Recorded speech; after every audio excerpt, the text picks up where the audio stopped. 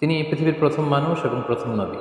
গোটা মানব মণ্ডলীর মধ্য থেকে আল্লাহ তাআলা আদম আলাইহিস সালামকে পৃথিবীর প্রথম মানুষ এবং প্রথম নবী হিসেবে বাছাই করেছেন। আর আমরা পৃথিবীতে যারা আছি আমরা সবাই হচ্ছি বানি আদম বা আদম আলাইহিস সালামের বংশধর। আল্লাহ তাআলা আদম আলাইহিস সালামকে সৃষ্টি করার অনেক আগে এই পৃথিবীতে প্রথমে জিন তৈরি করেছিলেন। আল্লাহ তাআলা ইরশাদ করছেন, ওয়াল জান্না খলাকনাহু মিন ক্বাবলু মিন নারিস সামুম। আর আমি মানব জাতির সৃষ্টির অনেক আগে প্রজ্বলিত আগুনের শাখা থেকে জিন জাতিকে তৈরি করেছে। আল্লাহ তাআলা যখন আদম আলাইহিস সালামকে সৃষ্টি করবেন বলে চিন্তা করলেন, আল্লাহ তাআলা সিদ্ধান্তটি ফেরেশতাদের সাথে শেয়ার করলেন। আল্লাহ তাআলা বললেন, ইন্নী জাআইলুন ফিল আরদি খলিফা।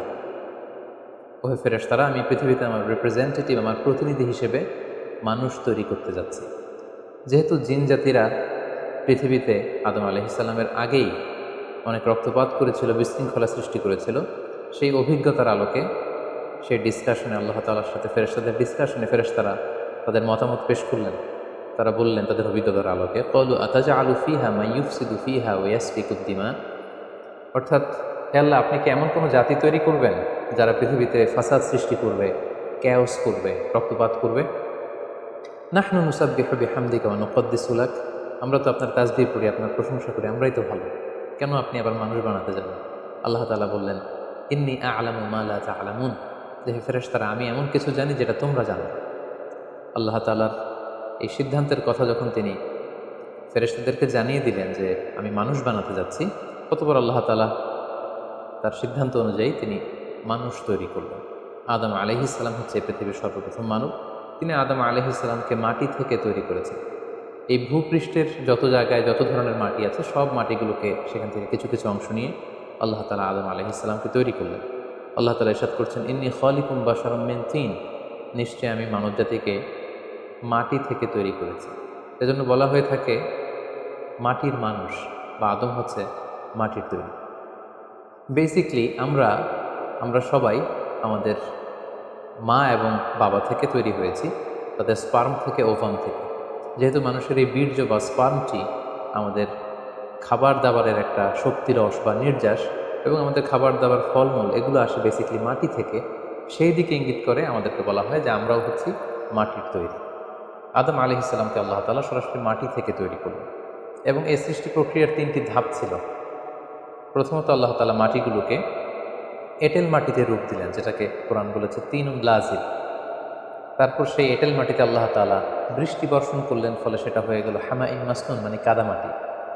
এরপর কাদামাটির সে দলা দিয়ে আল্লাহ তাআলা সেখানে হিট দিলেন, প্রচণ্ড তাপ দিলেন। তাপ দিয়ে সেই মাটির দলাটিকে তিনি বানালেন সলসলিন কাল ফখর, ঠনঠনে পোড়া মাটি। এবং সেই ঠনঠনে পোড়া মাটির যে কাঠামো, আল্লাহ তাআলা আদম আলাইহিস সালামের স্ট্রাকচার দিলেন, কাঠামো দিলেন, এবং সেই কাঠামোর ভেতরে আল্লাহ তাআলা রুহের ফুৎকার দিলেন। আল্লাহ বললেন, ফাইদা সাওয়াইতুহু ওয়া নাফাখতু ফীহি মির রূহি। যখন আমি আদমকে তৈরি করলাম, তখন then I breathed into him my spirit. আমি তার ভেতরে আমার রুহের ফুৎকার দিলাম। ফলে আদম আলাইহিস সালাম জীবিত মানুষ হিসেবে সর্বপ্রথম আবির্ভূত হল। আমরা যদি সহিহ বুখারীর দিকে তাকাই, তাহলে দেখব যে সহিহ বুখারীতে সাইয়েদনা আদম আলাইহিস সালামকে যখন আল্লাহ তাআলা তার আকৃতি দিয়েছেন, অবয়ব দিয়েছিলেন, তার হাইট কত ছিল, কত লম্বা তিনি ছিলেন, সে ব্যাপারে সহিহ বুখারীতে এসেছে, ওয়াকানা তুলহু সিত্তুনা যিরাআন, 60 বিঘত তিনি লম্বা ছিলেন। আমাদের হাতের এই কনুই থেকে আঙ্গুল পর্যন্ত এই জায়গাটিকে বলা হয় 1 বিঘত। সেই হিসেবে তিনি ছিলেন 60 বিঘত লম্বা, 60 কিউবিট। এবং সহিহ মুসলিমের একটি বর্ণনা থেকে আমরা জানতে পারি, জুমার দিন আল্লাহ তাআলা আদম আলাইহিস সালামকে তৈরি করেছিলেন। ইয়াউমুল জুমআতি ফীহি খুলিকা আদম। জুমার দিনে আল্লাহ তাআলা আদম আলাইহিস সালামের সৃষ্টি প্রক্রিয়া এটাকে তিনি সম্পন্ন করেছেন। আদম আলাইহিস সালামকে তৈরি করার পরে আল্লাহ তাআলা ফেরেশতাদেরকে এবং আদম আলাইহিস সালামকে একসাথে করে একটি মক টেস্ট নিলেন। সেখানে আল্লাহ তাআলা তাদের সবাইকে কিছু শব্দের নাম শিক্ষা দিলেন, এবং আদম আলাইহিস সালামকে ফেরেশতাদের সামনে এনে ফেরেশতাদেরকে আল্লাহ তাআলা বললেন যে এগুলোর নাম যদি তোমরা আমাকে বলতে পারো তাহলে বলো। আল্লাহ তাআলা বললেন, আম্বিউনি বিআসমাই হাউলাই ইন কুনতুম সাদিকিন। ফেরেশতাদের প্রথমে প্রশ্ন করা হলো, বলো তো এগুলোর নাম কি? ফেরেশতারা উত্তর করতে পারল না। অতঃপর আদম আলাইহিস সালামকে লক্ষ্য করে আল্লাহ যখন বললেন, ইয়া আদম আম্বিহুম বিআসমাইহিম, হ্যাঁ আদম, তুমি এই জিনিসগুলোর নাম সবাইকে শুনিয়ে দাও। ফালাম্মা আম্বাআহুম বিআসমাইহিম, আদম আলাইহিসসালাম যখন একটার পর একটা সবগুলো জিনিসের নামকরণ করে ফেলতে পারলেন, সবগুলো জিনিসের নাম বলতে পারলেন, ক্বালা আলাম আকুল লাকুম ইন্নী আ'লামু গায়বাস সামাওয়াতি ওয়াল আরদ, আল্লাহ তাআলা ফেরেশতাদেরকে বললেন, আমি কি তোমাদেরকে বলিনি যে আমি আকাশ জমিনের গায়েবের সমস্ত বিষয়ের ধারক এবং বাহক, সব বিষয়ের জ্ঞান আমার কাছে আছে।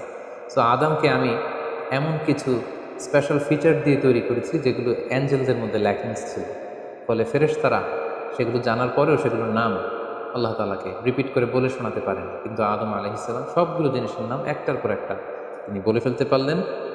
এবং এ থেকে প্রমাণিত হয় যে আল্লাহ তাআলা এখানে ফেরেশতাদের অপারগতা এবং আদম আলাইহিসসালামের শ্রেষ্ঠত্বের প্রমাণ তিনি এখানে স্থাপন করলেন। অনেকে প্রশ্ন করে থাকে যে আল্লাহ তাআলা আদম আলাইহিসসালামকে স্পেশালি এই জিনিসগুলোর নাম শিক্ষা দিয়েছিলেন, ফলে আদম আলাইহিসসালাম বলতে পেরেছেন, কিন্তু ফেরেশতাদেরকে তো এই জিনিসগুলোর নাম শিক্ষা দেওয়া হয়নি। সো তারা কি করে বলবে? কোরআনের কোথাও এটা সুস্পষ্ট বলা হয়নি যে আল্লাহ তাআলা যখন এই জিনিসগুলোর নাম শিক্ষা দিচ্ছিলেন তখন আলাদা করে আদম আলাইহিসসালামকে শিক্ষা দিচ্ছিলেন।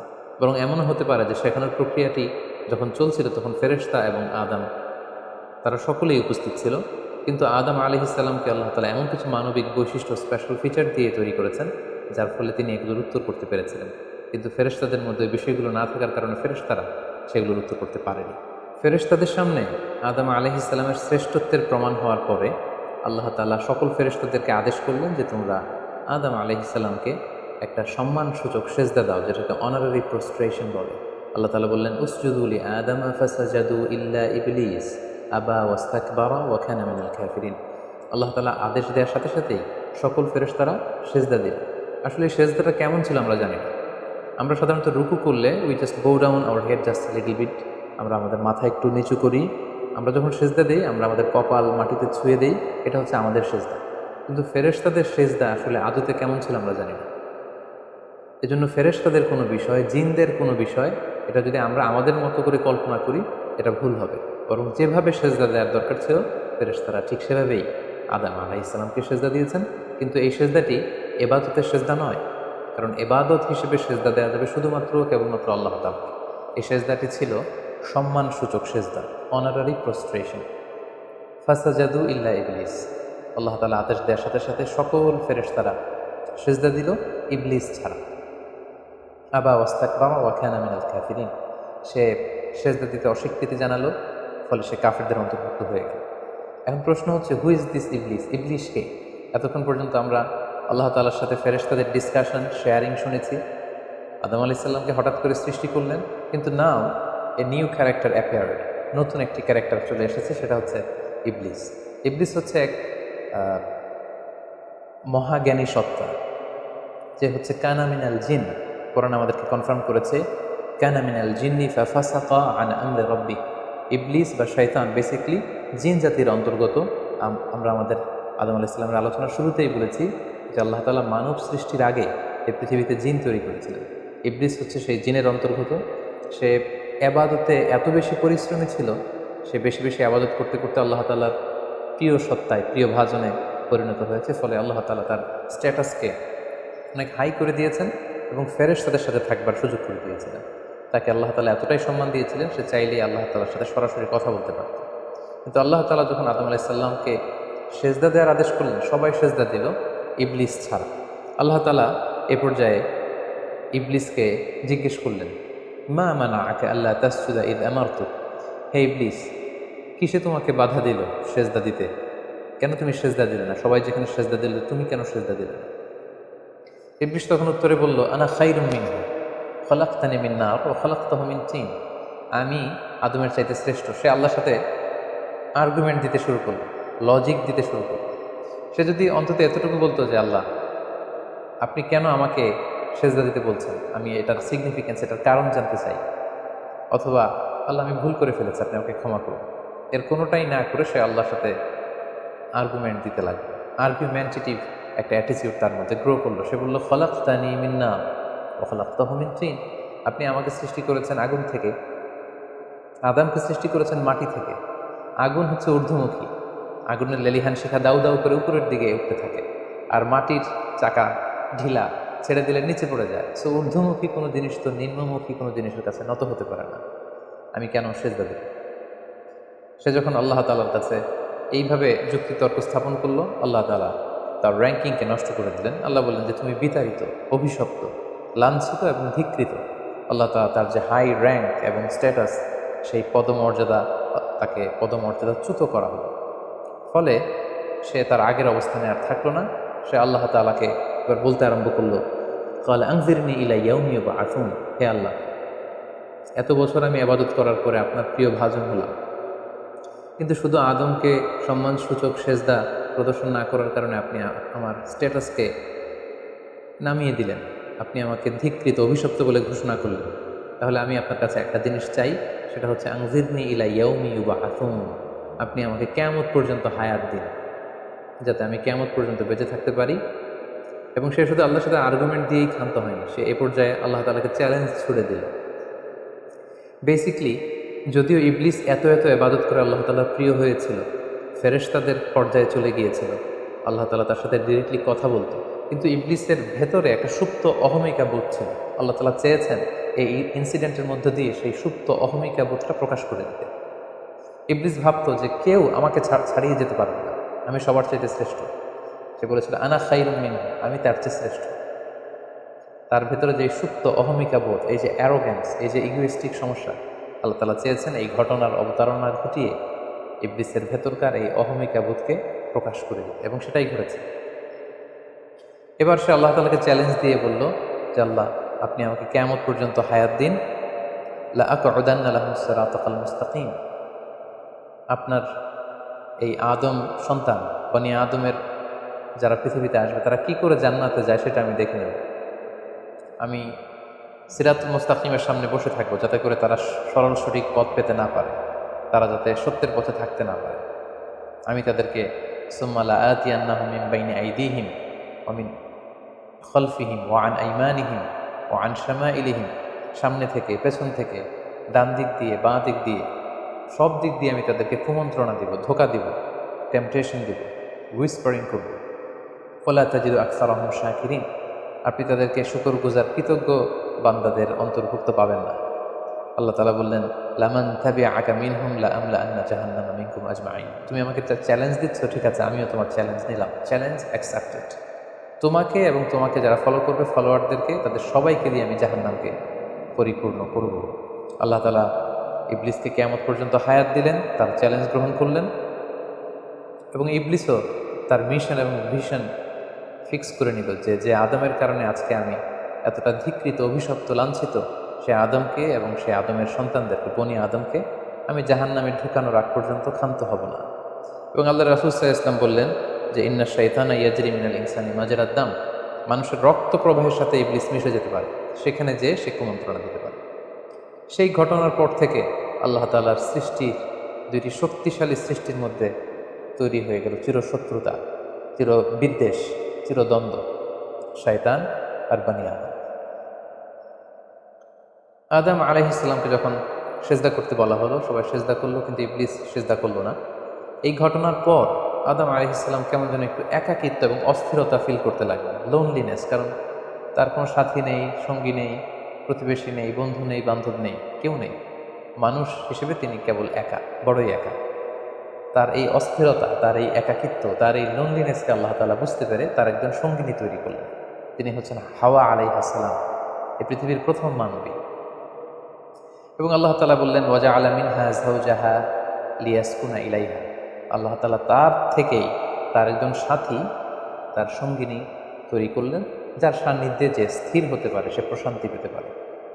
অন্যত্র আল্লাহ তাআলা বলছেন, খালাকা মিনহা যাওজাহা ওয়া বাসসা মিনহুমা রিজালান কাসীরান ওয়া নিসাআ, আল্লাহ তাআলা আদমের মধ্য থেকেই তার সাথীকে বা তার জোড়াকে, অর্থাৎ হাওয়াকে তিনি তৈরি করলেন, এবং এই আদম আর হাওয়া থেকে গোটা বিশ্বের সকল মানব মণ্ডলীকে তিনি তৈরি করেছেন। আদম আলাইহিস সালামের কোন জায়গা থেকে হাওয়া আলাইহিস সালামকে তৈরি করা হয়েছে? সহিহ বুখারীতে এসেছে, খুলিকনা মিন তিলা, পাঁজরের হাড় থেকে। আদম আলাইহিস সালামের বাম পাঁজরের উপর দিকের বাঁকা হাড় থেকে আল্লাহ তাআলা হাওয়া আলাইহিস সালামকে তৈরি করেছেন। হাওয়া শব্দটি এসেছে আরবি শব্দ হাই থেকে। হাই মানে জীবিত, প্রাণবন্ত।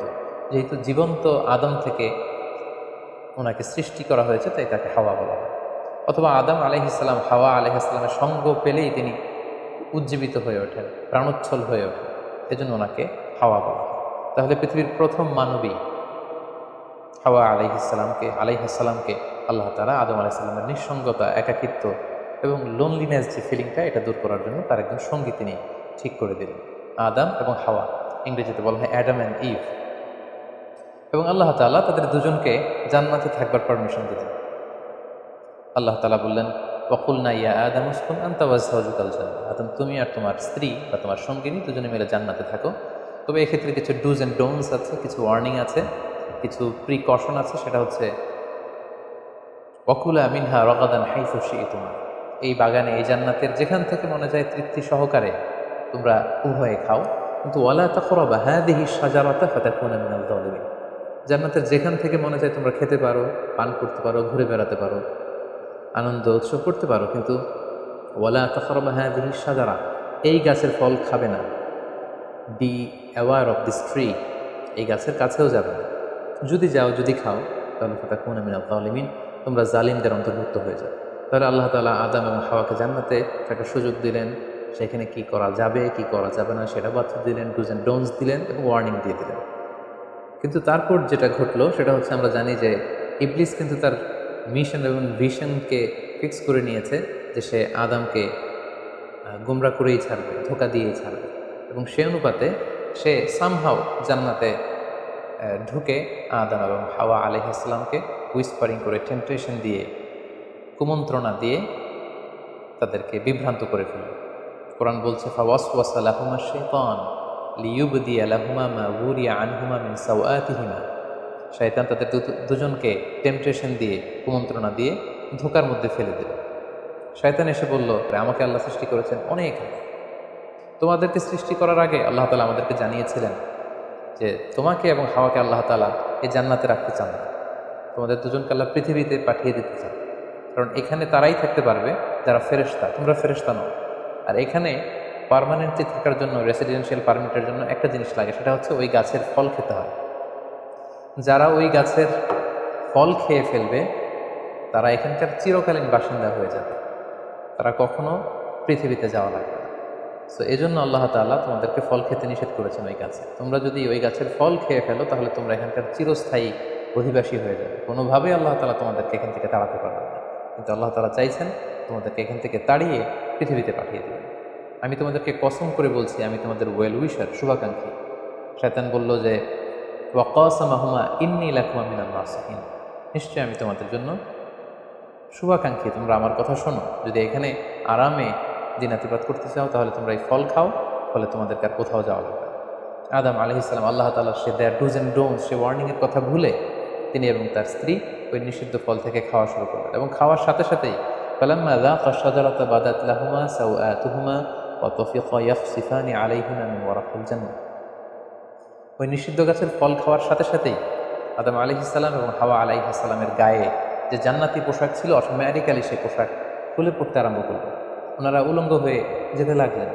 তড়িঘড়ি করে ওনারা জান্নাতের বিভিন্ন পাতা এনে, বিভিন্ন লতা পাতা এনে ওনাদের প্রাইভেটকে ওনারা ঢাকলেন। এবং তখনই ওনারা বুঝতে পারলেন, আমরা কি করলাম, আমরা তো মহাভুল করে ফেলেছি, আমরা তো আল্লাহ তাআলার আদেশকে অমান্য করেছি। আল্লাহ তাআলার সাথে সাথে বললেন, আলাম আনহাকুমা আন তিলকুমা শাজারা, আদম এটা তোমরা কি করলে, আমি তো এটা কখনো এক্সপেক্ট করিনি। আমি কি তোমাদেরকে নিষেধ করিনি এই গাছের ফল খেতে? এবং আমি কি তোমাদেরকে বলে দিইনি যে ইন্না শাইতানা লাকুম আদুউম মুবিন, শয়তান তোমাদের সুস্পষ্ট চিরশত্রু? কেন তোমরা এই কাজটা করলে? আদম আলাইহিসসালাম এবং হাওয়া আলাইহিসসালাম ওনারা লজ্জিত হলেন, ওনাদের কাজের জন্য ওনারা লজ্জিত হলেন।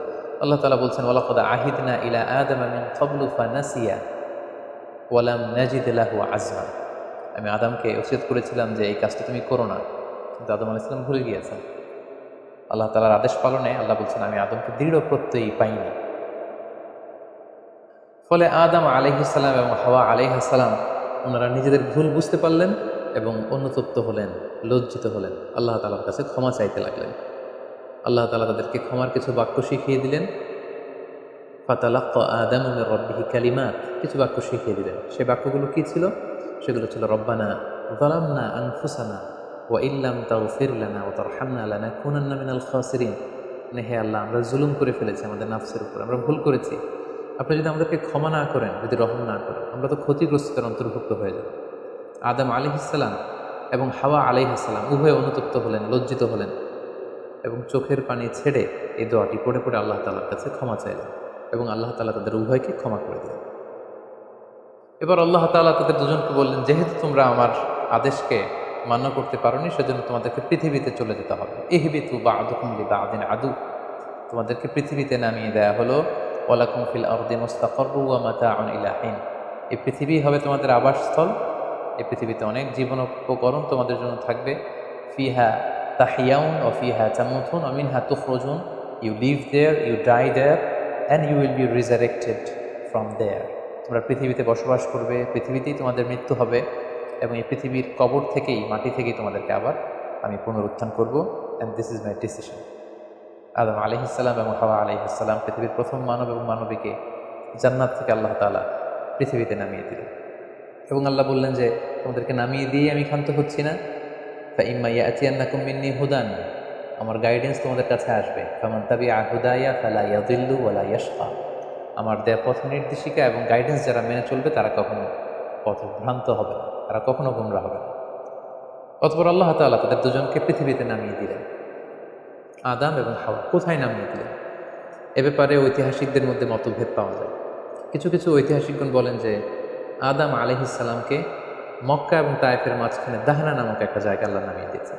কোনো কোনো বর্ণনা মতে পাওয়া যায় যে আদম আলাইহিসসালামকে আল্লাহ তাআলা ইন্ডিয়ান সাবকন্টিনেন্টে শ্রীলঙ্কার সিংহাল নামক একটা জায়গায় পাঠিয়েছেন, এবং তারা সেখানে অ্যাডামস পিক নামে একটি পাহাড়ের কথা বলে থাকেন, যেখানে আদম আলাইহিসসালামের ফুটপ্রিন্ট বা পায়ের ছাপ সংরক্ষিত আছে বলে অনেক ঐতিহাসিকগণ মত প্রকাশ করেছে। হাওয়া আলাইহিসসালামকে সৌদি আরবের জেদ্দা নগরীতে আল্লাহ তাআলা নাজিল করেন বলে অনেক ঐতিহাসিকগণ মতামত দিয়েছেন। তাহলে তারা পৃথিবীর এক এক দিকে এক একজন, অনেক দিন পরে তারা দুজন সৌদি আরবের জাবালে রাহমা, যেখানে বিদায় হজের ভাষণ দিয়েছিল আল্লাহ রাসূল সাল্লাল্লাহু আলাইহি ওয়াসাল্লাম, ময়দানটাকে বলা হয় ময়দান বা আরাফাত। আরাফাতের ময়দানে ওনারা আবার রিইউনাইটেড হয়েছে এই পৃথিবীর বুকে। সম্মানিত, শুধু এ পর্যায়ে আমরা জানবো how was the life of Adam and Eve on আর্থ।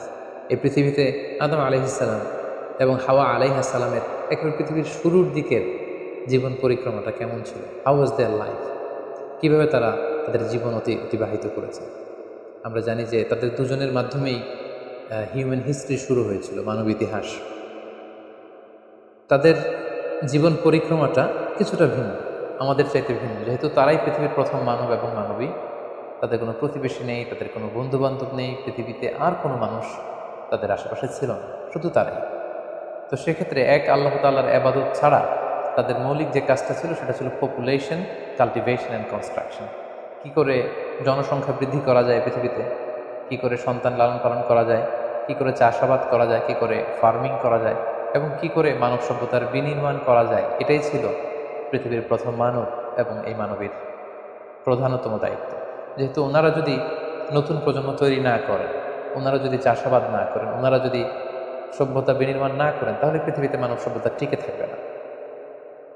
ফলে মৌলিক আবাদতের পাশাপাশি এগুলোই ছিল ওনাদের কাজ। আল্লাহ তাআলা সব শিখিয়ে দিলেন কীভাবে গাছ রোপণ করতে হয়, কীভাবে চাষাবাদ করতে হয়, কীভাবে ছাগল গরু এগুলো লালন পালন করতে হয়, এবং সেখান থেকে কীভাবে দুধ দহন করে নিজেদের খাবারের যোগান দিতে হয়। বেসিকলি আদম আলাইহিস সালামের কাছে যে সহিফাগুলো নাজিল হয়েছিল, সেখানে শরীয়তের মূলনীতির চাইতে কীভাবে পৃথিবী আবাদ করতে হবে এই বিষয়গুলোই বেশি স্থান পেয়েছিল। এক্ষেত্রে সবচেয়ে মজার ব্যাপার হচ্ছে আদম আলাইহিস সালামের এই জীবন পরিক্রমার সবচেয়ে গুরুত্বপূর্ণ একটি মজার বিষয় হচ্ছে যে কিছুদিন পরেই তাদের কুলকে আলোকিত করে, তাদের সংসারকে আলোকিত করে নতুন প্রজন্ম আসতে শুরু করলো। এবং আদম আলাইহিস সালাম এবং হাওয়া আলাইহিস সালামের মাধ্যমে যে সন্তানরা পৃথিবীতে আসতো তারা ছিল অলওয়েজ টুইন বেবি বা যমজ সন্তান হিসেবে আসতো। সর্বপ্রথম আল্লাহ তাআলা তাদেরকে একটি সন্তান, একটি ছেলে সন্তান এবং একটি মেয়ে সন্তান দিয়ে ধন্য করলেন, এবং তারা তাদের নাম রাখলেন, ছেলেটির নাম রাখলেন কাবিল, মেয়েটির নাম রাখলেন আকলিমা। এবং তারপরের বছর আবারও হাওয়া আলাইহিস সালাম গর্ভবতী হয়ে সন্তান জন্ম দিলেন। সেক্ষেত্রেও একটি ছেলে একটি মেয়ে, কারণ এই ছেলে মেয়েদের বিয়ে দেওয়ার তখন পদ্ধতি ছিল এই বছর যেই ছেলে জন্মগ্রহণ করেছে সেই ছেলের সাথে পরের বছরের মেয়ের বিয়ে হতো, এবং এই বছর যে মেয়ে জন্মগ্রহণ করেছে তার সাথে পরের বছরের ছেলের সাথে এভাবে ক্রসিং সিস্টেমে বিয়ে হতো। যেহেতু পৃথিবীতে আর কোনো মানুষ তাদের আশেপাশে ছিল না, ফলে নিজেদের ভাই বোনদের মধ্যে বিয়ে হতো, তবে ওলটপালট করে।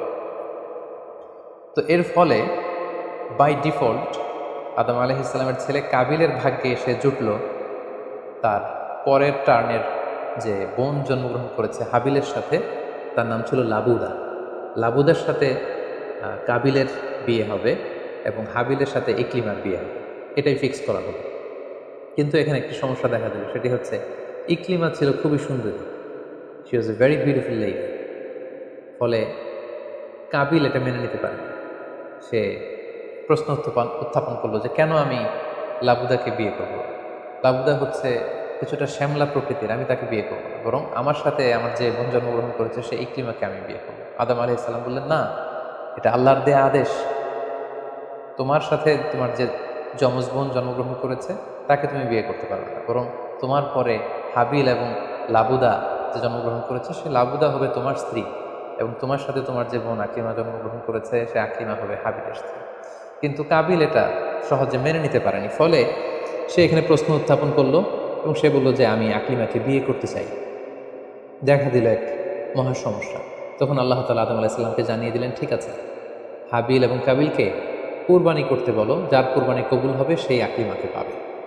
এবং তখন কোরবানির সিস্টেম ছিল, কোরবানি করে চলে আসার পরে আকাশ থেকে আগুন এসে যেই কোরবানিকে ঝলসে দিত, সেই কোরবানিটা আল্লাহ তাআলার কাছে কবুল হয়েছে বলে ধরে নেওয়া হতো। আদম আলাইহিস সালামের ছেলে কাবিল বেসিকলি চাষি ছিল, সে এক বস্তা গম আল্লাহ রাস্তায় কোরবানি করলো। আর হাবিল সে মেষ চড়াতো, ছাগল চড়াতো, সে একটি বকরি জবাই করে আল্লাহ রাস্তায় কুরবানি করলো এবং তারা অপেক্ষা করতে লাগলো যে কার কুরবানি কবুল হয়। দেখা গেল আকাশ থেকে আগুন এসে হাবিলের বকরি বা ছাগলটাকে ঝলসে দিয়েছে, কিন্তু কোনো আগুন এসে কাবিলের গমের বস্তাকে বা গমের স্তূপকে ঝলসে দেয়নি। ফলে প্রমাণিত হলো যে হাবিলের কুরবানি আল্লাহ তাআলার দরবারে কবুল হয়েছে এবং আল্লাহ তাআলার দেয়া আগের বিধান অনুযায়ী হাবিলই আকলিমাকে বিয়ে করার সুযোগ পাবে। এই কথাটি আল্লাহ তাআলা খুব সুন্দর করে কোরআনুল কারীমে উল্লেখ করেছেন। আল্লাহ বলছেন, ফাতুকুব্বিলা মিন আহাদিহিমা ওয়া লাম ইউতাকাব্বাল মিনাল আখার। তাদের একজনের কোরবানি কবুল হলো, আরেকজনেরটি হলো না। ফলে হাবিল আকলিমাকে বিয়ে করার সুযোগ পেল। কিন্তু কাবিল এতে আরো প্রচণ্ড জেলাসি ফিল করতে লাগলো। সে হিংসায় জ্বলে পুড়ে অত্যন্ত রেগে গিয়ে বলল, লা আক্তুলান্নাক, হাবিল আমি তোমাকে হত্যা করব, তোমাকে হত্যা করে হলেও আমার সুন্দরী বোন আকলিমাকে আমি ছিনিয়ে নিব। তখন হাবিল বলতে লাগলো যে লাইন বাসাত্তা ইলাইয়া ইয়াদাকা লিতাকতুলানি মা আনা বিবাসিতি ইয়াদি ইলাইকা লিআকতুলাক। অর্থাৎ, হে কাবিল, তুমি যদি আমাকে হত্যা করতে অগ্রগামী হও, হাত বাড়াও, আমি আমার হাতকে বাড়াবো না তোমাকে আঘাত করার জন্য। কারণ তুমি যদি আমাকে হত্যা করো তাহলে আমার পাপ, তোমার পাপ সবটাই তোমার ঘাড়ে পড়তাবে, আর আমি এত বড় পাপ কাজ কখনোই করতে চাই না। কাবিল এ কথাতেও ক্ষান্ত না হয়ে সে হত্যা করতে উদ্ধত হলো এবং সে তার কথা মতো তার ভাই হাবিলের উপর চড়াও হয়ে আক্রমণ করে তার আপন ভাই হাবিলকে সে হত্যা করে ফেলল। কোরআন বলল, ফাকাতালা আসবাহা মিনাল খাসিরিন। কাবিল হাবিলকে হত্যা করে ফেলল। প্রতিহিংসার অনলে জ্বলে পড়ে শয়তানের কুমন্ত্রণায় পৃথিবীর প্রথম হত্যাকাণ্ড, the first murder ever in the world, পৃথিবীর প্রথম হত্যাকাণ্ড সংঘটিত হলো এবং হত্যাকারী ছিল আদম আলাইহিস সালামের ছেলে কাবিল। এবং এই পৃথিবীর প্রথম নিহত মানুষের নাম হচ্ছে হাবিল। সহিহ বুখারীতে আল্লাহ রাসূল সাল্লাল্লাহু আলাইহি ওয়াসাল্লাম ইরশাদ করেছেন, আউয়ালু মান সান্নাল কতলা। কাবিল হচ্ছে ওই ব্যক্তি যে পৃথিবীতে সর্বপ্রথম হত্যার ট্র্যাডিশন চালু করেছে। কাবিলের আগে কেউ পৃথিবীতে হত্যাকাণ্ড ঘটায়নি। ফলে হাবিল হচ্ছে পৃথিবীর প্রথম শহীদ বা প্রথম নিহত মানুষ। এবং কাবিল যেহেতু এই হত্যার ট্র্যাডিশন করেছে, এই মার্ডারের ট্র্যাডিশন করেছে, ফলে পৃথিবীতে যারাই এই বিচার বহির্ভূত হত্যা বা অন্যায়ভাবে কাউকে হত্যাকাণ্ডের সাথে জড়িত হবে তার একটি পার্সেন্টেজ গুণা কেমন পর্যন্ত কাবিলের ভাগেও এটি যেতে থাকে। এখন যে মজার ব্যাপারটি ঘটেছে সেটি হচ্ছে, কাবিল যখন হাবিলকে আক্রমণ করেছে, হাবিলকে নিহত করেছে, হত্যা করেছে, হত্যা করার পরে হাবিল লাশ হয়ে শুয়ে রইল। কারণ কাবিল যখন হাবিলকে আক্রমণ করেছে, হাবিলের গা থেকে যখন ব্লিডিং হয়েছে, সে ছটফট ছটফট করতে করতে এক পর্যায়ে মারা গেল। কিন্তু মারা যাওয়া কাকে বলে এটাও পৃথিবীর কেউ জানতো না। কাবিল নিজেও বুঝতে পারেনি যে এইভাবে আমি আঘাত করলে হাবিল এইভাবে মরে যাবে, তার ব্লিডিং হবে। মৃত্যু কি এটা তারা জানে না, কারণ এই পর্যন্ত এই পৃথিবীতে কেউ তো মারা যায়নি। ফলে সে দেখলো যে কিছুক্ষণ আগে আমার ভাই হাবিল আমার সাথে কথা বলছিল, এখন হাবিল আর কথা বলে না, চুপ করে শুয়ে আছে, নড়ে না চড়ে না। কাবিল তার ভাইকে কাঁধে নিয়ে ঘুরতে লাগলো। কি করবে, সে কথা বলে না কেন?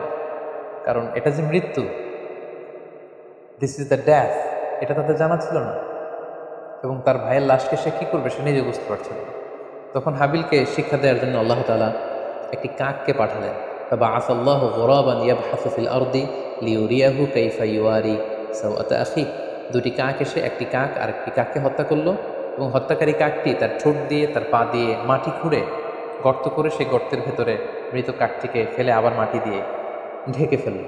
এই দৃশ্যটি হাবিল দেখে বুঝতে পারলো যে আমাকেও আমার কাবিল দেখে বুঝতে পারলো আমাকেও একই কাজ করতে হবে।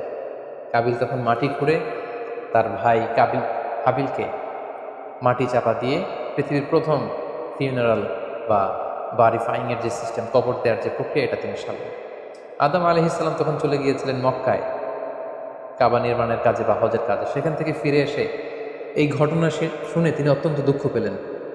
তিনি কাবিলকে ভর্ৎসনা করলেন এবং আদম আলাইহিস সালামের সন্তান সন্ততি সবাইকে ডেকে তিনি নাসিহাত করলেন, এক আল্লাহর আদেশ মেনে নেওয়ার জন্য তিনি সবাইকে আহ্বান জানালেন।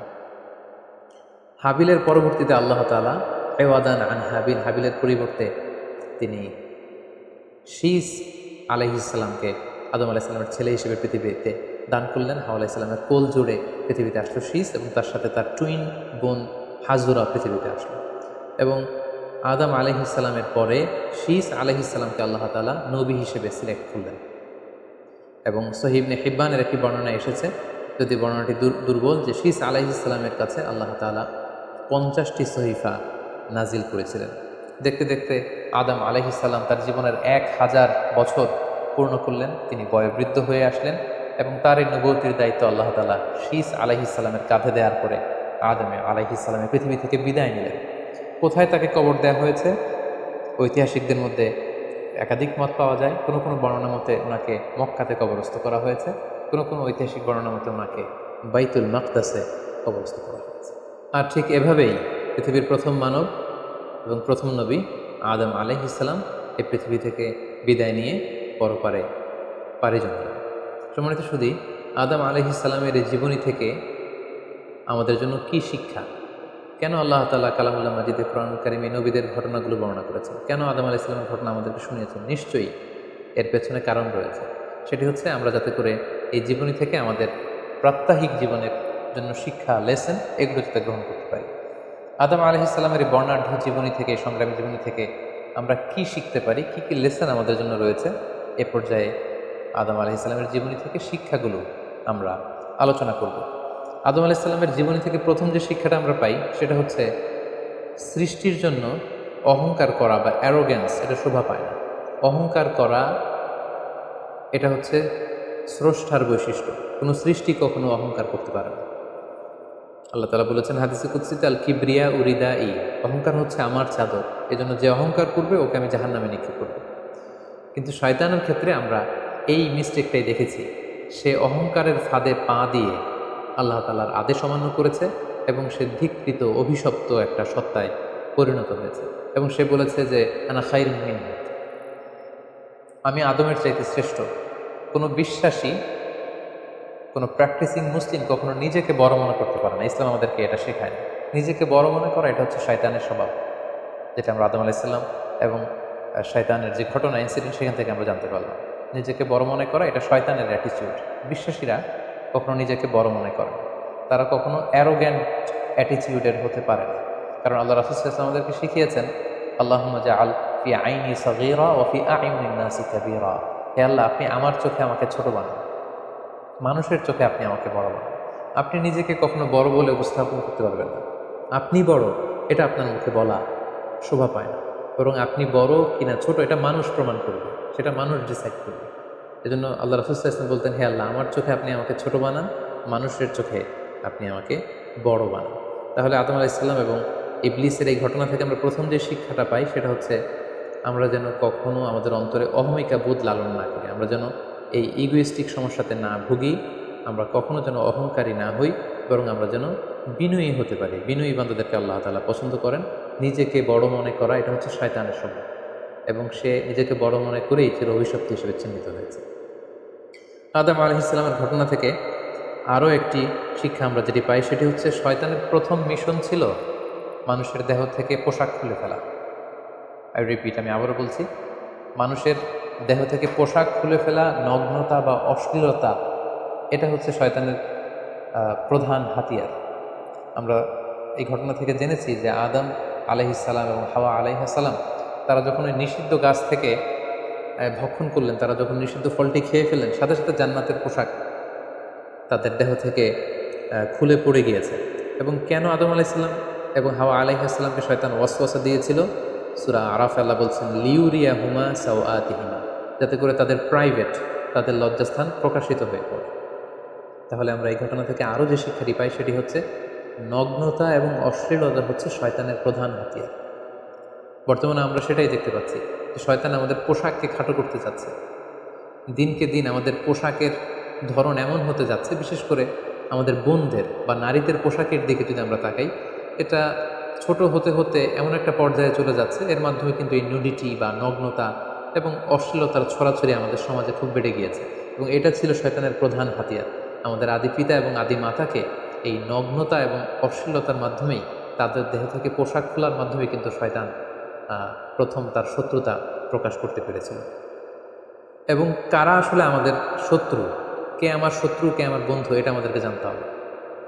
আল্লাহ তাআলা খুব সুস্পষ্টভাবে কোরআনে বলেছেন যে ইন্নাহু লাকুম আদুউম মুবিন, তোমরা শয়তানের পদাঙ্ক অনুসরণ করো না, কারণ শয়তান হচ্ছে তোমাদের সুস্পষ্ট শত্রু। সো কে আমার বন্ধু, কে আমার শত্রু, এ ব্যাপারে যেন আমরা সুস্পষ্ট একটি ধারণা পেতে পারি, এই জন্য কোরআন আমাদেরকে জানিয়েছে শয়তান হচ্ছে আমাদের প্রকাশ্য শত্রু। আদম আলাইহিসসালামের এই স্টোরি থেকে আমরা আরও একটি শিক্ষা পাই, সেটা হচ্ছে আল্লাহ তাআলা যখন জান্নাতে আদম এবং হাওয়া আলাইহিসসালামকে থাকার সুযোগ দিলেন, আল্লাহ বললেন ওয়ালা তাকরাবা হাযিহিশ শাজারা, খবরদার যেটা মনে চায় খাও, কিন্তু ওই গাছের কাছেও যেও না।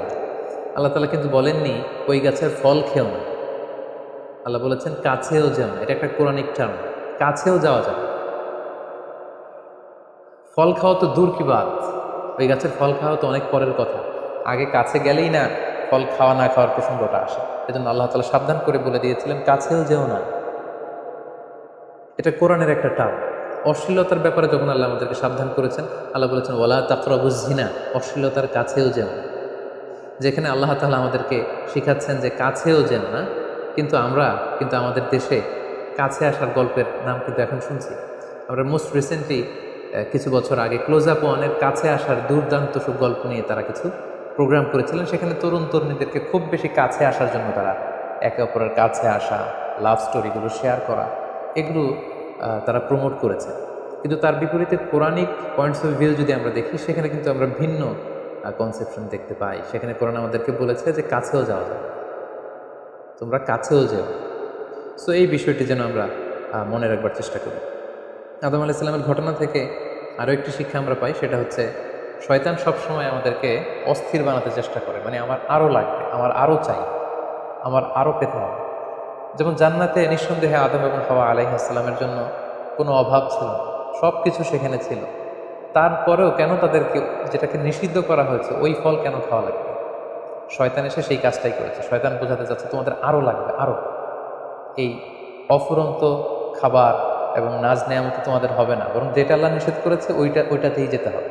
সো এটা হচ্ছে শয়তানের একটা ধোঁকা দেওয়ার পদ্ধতি। শয়তান সবসময় আমাদেরকে আরও চাই, আমাদের আরও লাগবে, আরও পাওয়ার জন্য শয়তান আমাদেরকে উৎসাহিত করে। এরকম আরও আরও করে যখন আমরা এসবের পেছনে ছুটতে থাকি, ফলে আমরা অস্থির হয়ে উঠি। শয়তান কখনোই চায় না আমরা যেন প্রশান্ত চিত্তের অধিকারী থাকি, আমরা যেন ধীরস্থির থাকি। আপনি যখনই ধীরস্থির হবেন, আল্লাহর সিদ্ধান্তে যখন আপনি সন্তুষ্ট হবেন, তখনই আপনার মনে একটা প্রশান্তি চলে আসবে। ফলে আপনি তখন আল্লাহকে নিয়ে ভাবার সুযোগ পাবেন, আপনার জীবনকে নিয়ে সন্তুষ্ট হবেন। তখন আপনার মধ্যে একটা কামনেস, একটা ট্রাঙ্কুইলিটি চলে আসবে। কখনোই শয়তান এটা চায় না, বরং শয়তান সবসময় একটা প্রতিযোগিতার মধ্যে রেখে আরও লাগবে, আরও চাই, এরকম একটা উন্মাদনা, অস্থিরতা শয়তান সবসময় আমাদের মধ্যে ছড়িয়ে দিতে চায়। এই গল্প থেকে আমরা আরও একটি জিনিস শিখতে পারি, সেটা হচ্ছে দ্য পাওয়ার অফ দোয়া। দোয়ার যে কত বড় শক্তি, একটু খেয়াল করে দেখুন যে আল্লাহ তাআলা শয়তানের দোয়াও কিন্তু ফিরিয়ে দেয়নি, কিন্তু আমরা অল্পতে নিরাশ হয়ে যাই। শয়তান বলেছিল আল্লাহ তুমি আমাকে চিরকাল বেঁচে থাকার সুযোগ দাও, লম্বা হায়াত দাও। আল্লাহ এই দোয়া কবুল করলেন। শয়তান বললেন আল্লাহ আমি ডানে বায়ে সামনে পেছনে সব দিক থেকে যেন আদম এবং হাওয়াকে, মানুষকে কুমন্ত্রণা দিতে পারি, তুমি সুযোগ দাও। আল্লাহ সুযোগ দিলেন, আল্লাহ দোয়া কবুল করলেন। শয়তান বলল আল্লাহ আমি যেন মানুষের শিরায় উপশিরায় রক্তের প্রবাহের ভেতরে ঢুকে যেন আমি টেম্পটেশন দিতে পারি। আল্লাহ তাআলা এটাও কবুল করলেন। তো তো যে আল্লাহ তাআলা শয়তানের দোয়া কবুল করে ফেলতে পারেন, সে আল্লাহ তাআলাকে আমাদের দোয়া কবুল করবেন না? অবশ্যই করবেন। তো সেক্ষেত্রে দোয়ার মতো দোয়া করতে হবে। সিনসিয়ার দোয়া ইজ লাইক এ মিজাইল। আপনি যদি সিনসিয়ারলি দোয়া করেন, এটা মিজাইলের মতো। মিজাইল হামলা করলে যেমনি লক্ষ্যবস্তুতে যে ভেদ করে, তেমনি দোয়ার মতো যদি দোয়া করা যায়, চাওয়ার মতো যদি আল্লাহ তাআলার কাছে চাওয়া যায়, সেই দোয়াটাও আল্লাহ তাআলা কবুল করবেন। দোয়া ইজ ইটস অ্যান আর্ট, এটা একটা শিল্প। কেমন করে চাইতে হয়, কেমন করে দোয়া করতে হয়, সেটাও জানতে হয়। সো আমরা যখন আল্লাহ তাআলার কাছে চাইবো, আমরা যেন খুব সিনসিয়ারলি চাই। 5 নম্বর যেই শিক্ষাটি আমরা পাই, সেটা হচ্ছে রিপেন্টেন্স, অনুতপ্ত হওয়া। শয়তানও আল্লাহর আদেশ অমান্য করেছে, আদম আলাইহিস সালামও আদেশ অমান্য করেছে। আল্লাহ বলেছেন সেজদা দাও, শয়তান সেজদা না দিয়ে আদেশ অমান্য করল। আল্লাহ তাআলা আদমকে বলেছেন এই গাছের কাছে যেও না, আদম আলাইহিস সালাম ভুল করে খেয়ে তিনিও আদেশ অমান্য করলেন। পার্থক্যটা কোথায়? পার্থক্য হচ্ছে শয়তান ভুল করে সে ভুলের উপর অটল থেকে গিয়েছিল, অহংকার করেছিল। কিন্তু আদম আলাইহিস সালাম ভুল করে তিনি অনুতপ্ত হয়েছিলেন। শয়তান ভুল করে ভুলের উপর স্থির থাকে, আর আল্লাহর প্রিয় বান্দারা ভুল করে তারা আল্লাহ তাআলার কাছে ক্ষমা চায়। আমরা মানুষ হিসেবে আমাদের ভুল হতেই পারে, এটা খুবই স্বাভাবিক। কুল্লুকুম খাত্তা, তোমরা সবাই পাপী, ও খয়রুল খাত্তাইনা তাওয়াবুন। এই পাপীদের মধ্যে সবচেয়ে শ্রেষ্ঠ পাপী হচ্ছে যে পাপী পাপ করার পরে আল্লাহ তাআলার কাছে তওবা করে, অনুতপ্ত হয়। অনুতপ্ত বান্দার চোখের পানির যে কত পাওয়ার, জাহান্নামের আগুন কোনো কিছু দিয়ে নেভানো সম্ভব না, কিন্তু অনুতপ্ত বান্দার চোখের পানি দিয়ে জাহান্নামের আগুন নেভে যায়। একজন বান্দা যখন ভুল করে, পাপ করে, ভুল বুঝতে পেরে অনুতপ্ত হয়ে চোখের পানি ছাড়ে, তার চোখের পানি চোখ বেয়ে, তার নাকের ডগা বেয়ে মাটিতে পড়ার আগেই আল্লাহ অনুতপ্ত বান্দার সব গুনাহ মাফ করে দেয়। তাই আমরা যেন আল্লাহ তাআলার কাছে অনুতপ্ত হতে পারি। শয়তান আল্লাহকে সেদিন চ্যালেঞ্জ দিয়ে বলেছিল, আল্লাহ আমি দেখে নেব কি করে তুমি তোমার বান্দাদেরকে জান্নাতে ঢোকাও। আল্লাহ তাআলা বললেন, চ্যালেঞ্জ অ্যাকসেপ্টেড, তোমার চ্যালেঞ্জকে আমিও গ্রহণ করলাম। তুমি আজীবন আমার বান্দাদেরকে ধোঁকা দিবে, কিন্তু আমার বান্দা যখন অনুতপ্ত হয়ে চোখের পানি ছেড়ে ক্ষমা চাইবে, আমি জীবনের সব গুনাহ মাফ করে দেব। সো অনুতপ্ত হয়ে আল্লাহর কাছে চাওয়ার এই সুযোগকে যেন আমরা নষ্ট না করি। আমরা যেন ভুল করলে আল্লাহ তাআলার কাছে ক্ষমা চাই, আমরা যেন তাওবা করে ফিরে আসি। 6 নম্বর যে শিক্ষাটি আমরা আদম আলাইহিস সালামের গল্প থেকে পাই, সেটা হচ্ছে our life is full of struggle. আমাদের জীবনটা হচ্ছে খুবই স্ট্রাগল করে এই জীবনটাকে লিড করতে হয়। এখানে অনেক ইফোর্ট দিতে হয়। দুনিয়াকে বলা হয় দারুল আসবাব, পরিশ্রম করে, লড়াই করে নিজের অবস্থানকে এখানে জানান দিতে হয়। প্রতিকূল পরিবেশে কিভাবে আপনি টিকে থাকবেন, দুর্যোগ মোকাবেলা করে কিভাবে আপনি টিকে থাকবেন, সেটার শিক্ষা কিন্তু এই পৃথিবীতে আছে। যেমন আদম আলাইহিস সালাম, হাওয়া আলাইহিস সালাম যখন পৃথিবীতে এসেছেন, তাদের জন্য সব কিছু যে একেবারে প্রিপেয়ার্ড ছিল, ব্যাপারটি এমন নয়। ওনাদেরকে কষ্ট করতে হয়েছে, ওনাদেরকে চাষাবাদ করতে হয়েছে, মেষ পালন করতে হয়েছে, গাছ রোপণ করতে হয়েছে, ঝড় ঝঞ্ঝা বন্যা, এই প্রতিকূল পরিবেশে তাদেরকে টিকে থাকার লড়াই করতে হয়েছে। ফলে এই পৃথিবীতে টিকে থাকতে হলে লড়াই করতে হয়, সংগ্রাম করতে হয়। এই জীবনটা হচ্ছে সংগ্রামময় একটি জীবন। ফলে আদম আলাইহিস সালামের এই সংগ্রামী জীবন থেকে আমরা এটাও বুঝতে পারি যে এখানে আমাদেরকে টিকে থাকার জন্য লড়াই করে করে নিজের অস্তিত্বের জানান দিতে হবে। সর্বশেষ আদম আলাইহিস সালামের জীবনী থেকে যে আমরা শিক্ষাটি পাই, সেটি হচ্ছে এই পৃথিবীতে অনেক ধরনের ফিতনা আছে, এর মধ্যে নারী ঘটিত ফিতনা একটি বড় ধরনের ফিতনা, এবং এই পৃথিবীর প্রথম যে হত্যাকাণ্ড সেটা নারী ঘটিত কারণেই হয়েছে। এবং সহিহ মুসলিম আল্লাহ রাসূল সাল্লাল্লাহু আলাইহি ওয়াসাল্লাম বলেছেন, ফাইন্না আউওয়ালা ফিতনাতি বানি ইসরাঈল কানাত ফিন নিসা।